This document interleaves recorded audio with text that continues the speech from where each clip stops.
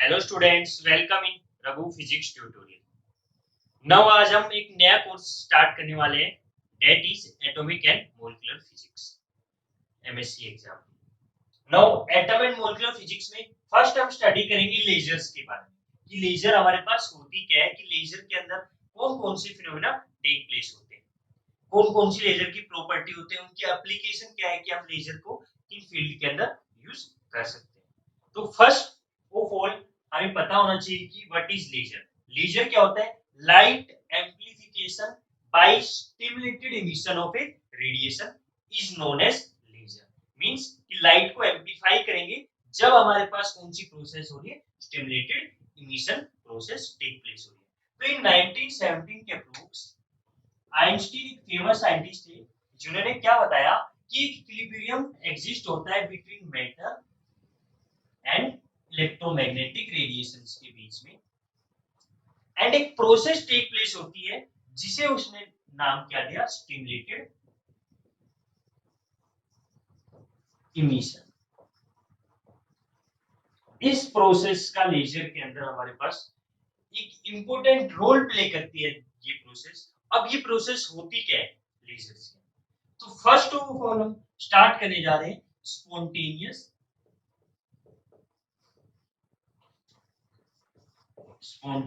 Absorption process.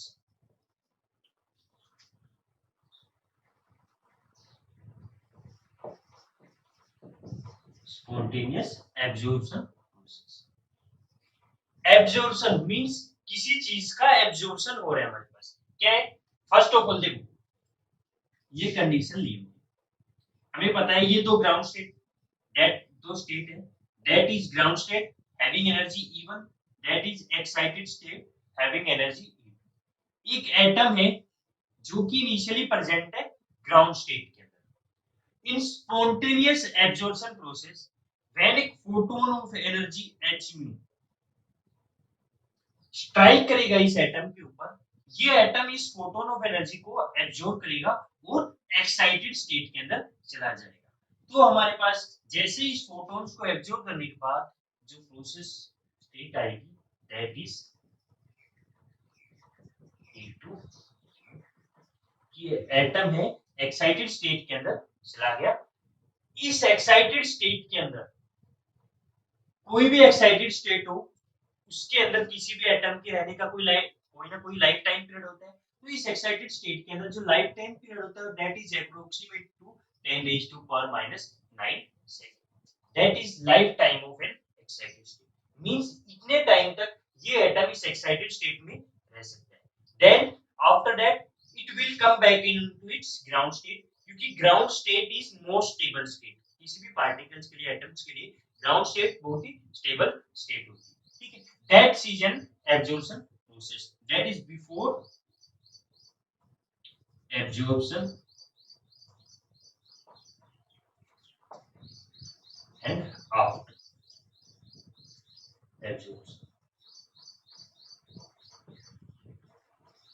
ये हमारे पास condition क्या होगी? इस कंडीशन को हम एक लाइन की फॉर्म में कैसे एक्सप्रेस करेंगे? नाउ एक एटम ले लिया E, by emitting absorbing a photon of energy h mu going to an excited state E star। ये रिप्रेजेंट कहता है atom in excited state, that's represent atom in ground state, this is a photon of energy. ठीक है, ये हो गया हमारे पास spontaneous absorption process. Now next जो प्रोसेस होती है जिसका हमारे पास बहुत ही रोल होने वाला है that is spontaneous emission.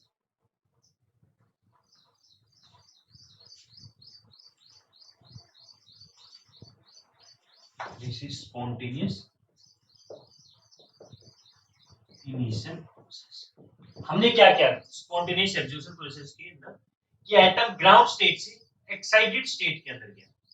Now situation having ground state energy E1, excited state energy E2, ये एटम इन एक्साइटेड स्टेट। अब ये एटम इन एक्साइटेड स्टेट है जिसका life time period 10 raised to power minus 9 second. तो after that time this atom came into a ground state. जब जैसे ही atom into ground state आएगा इट इमिट्स ए फोटॉन्स। तो after some time the situation will becomes this atom came into a ground state having energy E, इस energy level E2 and it emits करता है एक photons of energy E2। जो ये energy होगी photons की वो क्या होगी E2 minus E। This is known as spontaneous emission process. Before emissions atom excited state में then वो केम हो जाएगा कहाँ पे ग्राउंड स्टेट में। ये एटम यहाँ से जाके यहाँ पे आ जाएगा। This is known as spontaneous emission process. अब जो ये फोटोन इमिट होता है जिसकी एनर्जी ई म्यू है, ये फोटोन्स इमिट होता है in random phase, random direction की। ये फोटोन इमिट कर रहे हैं रैंडम डायरेक्शन के। रैंडम डायरेक्शन के अंदर मींस ये किसी भी डायरेक्शन के अंदर इमिट हो सकता है। अगर किसी भी डायरेक्शन के अंदर इमिट होगा मींस ये जैसे ही सुपरपोजिशन होगा तो ये इंटेंसिटी को इंक्रीज नहीं करेगा।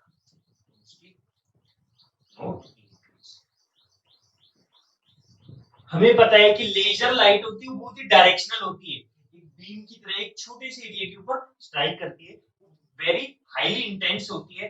लेकिन स्पॉन्टेनियस इमिशन प्रोसेस के अंदर जैसे ये फोटोन निकलता है it emits in random direction and have random phase, जिसकी वजह से रैंडम फेज होने की वजह से उसकी इंटेंसिटी इंक्रीज नहीं होगी।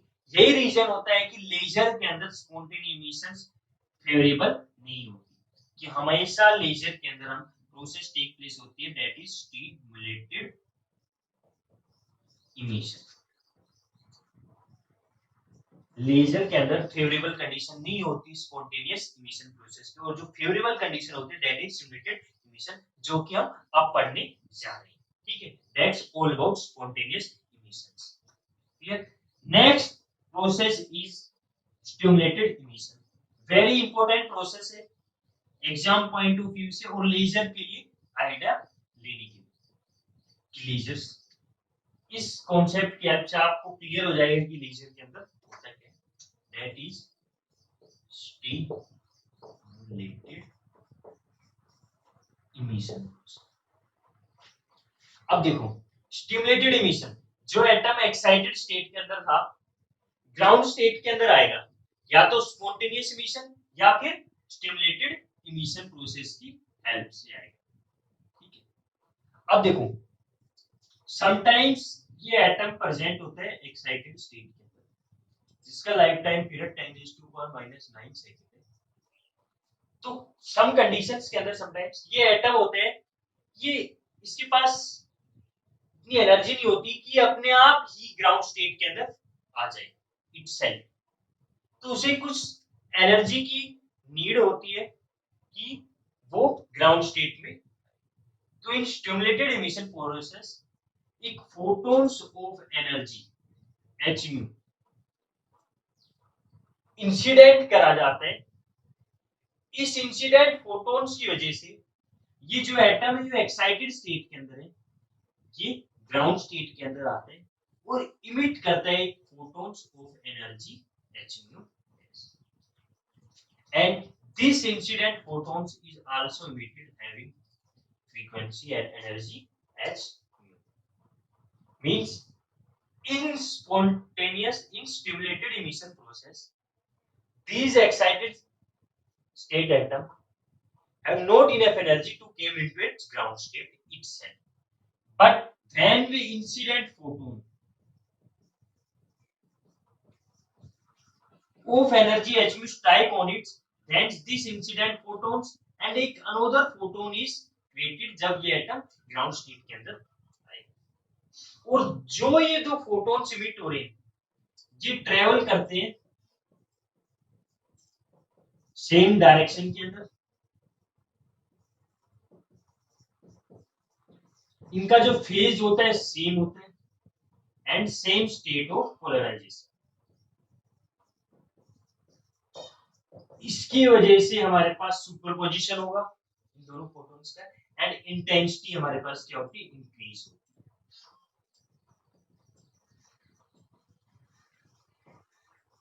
अब हमारे माइंड में एक क्वेश्चन आना चाहिए कि सर ये एटम जो एक्साइटेड स्टेट में ग्राउंड स्टेट के अंदर आया कैसे, इंसिडेंट फोटोन है, क्या ये एब्जॉर्ब हो रहे हैं या कुछ another kind of phenomena take place हो रहा है। तो हमें पता होना चाहिए कि जैसे ही, अब देखो हमारे पास टू टाइप्स ऑफ इक्विलिब्रियम होते हैं, first one is stable equilibrium and another is unstable equilibrium. This is stable equilibrium condition. ये एटम है, ये एटम यहाँ पे स्टेबल रहेगा, कोई डिस्टरबेंस नहीं होगा। लेकिन जब एटम एक्साइटेड स्टेट के अंदर होते हैं, जो कि यहाँ पे प्रेजेंट होते हैं, जैसे ही कोई भी फोटोन आए जिसकी एनर्जी h म्यू हो, या इस एटम को थोड़ा सा अगर हम सिस्टम को डिस्टर्ब करते हैं तो ये एटम या तो इधर फॉल होगा या इधर फॉल होगा। मींस इस सिस्टम को थोड़ा एक डिस्टरबेंस की जरूरत है, जिसकी वजह से ये एटम ग्राउंड स्टेट के अंदर टेक प्लेस होता है। यही सेम फिनोमेना स्टिमुलेटेड इमिशन के अंदर होता है कि ये जो फोटोन है h mu, incident photon,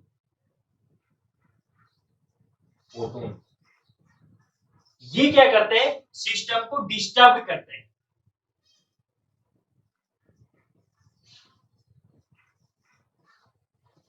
system and एक रेजोनेंस कंडीशन टेक प्लेस होती है, जिसकी वजह से ये एटम होता है, ये एक्साइटेड स्टेट के अंदर, एक्साइटेड स्टेट से ग्राउंड स्टेट के अंदर आता है और एक इमिट करता है photon of energy h and incident photon energy h। ये जो इंसिडेंट फोटोन होता है ये कभी भी एब्जॉर्ब नहीं होता। Incident photon not absorb in stimulated emission process. ये ओनली क्या होता है, इमिट करता है, ये सिस्टम को डिस्टर्ब करता है, जिसकी वजह से एटम ग्राउंड स्टेट के अंदर आता है। क्लियर।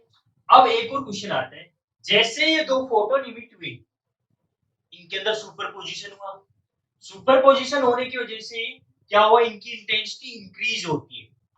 और इन लेजर हमेशा जो लाइट ट्रेवल करती है, लेजर बीम होती है, उसकी इंटेंसिटी बहुत ही फाइन होती है और सबसे ज्यादा होती है। इसलिए लेजर के अंदर हमेशा कौन सी प्रोसेस हम फेवरेबल होती है और जो कंडीशन होती है, दैट इज स्टिमुलेटेड इमिशन। यही रीजन है कि हम लेजर के अंदर स्पॉन्टेनियस इमिशन प्रोसेस को फेवरेबल नहीं करते, क्योंकि इसके अंदर फोटोन एब्जॉर्ब करता है, वो रैंडम फेज डायरेक्शन के अंदर होता है, किसी भी डायरेक्शन के अंदर ट्रैवल कर सकते हैं, जिसकी वजह से सुपरपोजिशन के अंदर हमारे पास इंटेंसिटी इंक्रीज नहीं होती है। That's is the reason why we favourable stimulated emission in. ये हमारे पास क्या था, स्टिमुलेटेड इमिशन का प्रोसेस थी, लेजर के अंदर स्पॉन्टेनियस एब्जॉर्प्शन, इमिशन या फिर स्टिमुलेटेड इमिशन प्रोसेस होती है। नेक्स्ट लेक्चर में हम लेजर की प्रॉपर्टी के बारे में पढ़ेंगे कि लेजर बीम की प्रॉपर्टी कौन कौन सी। Thank you.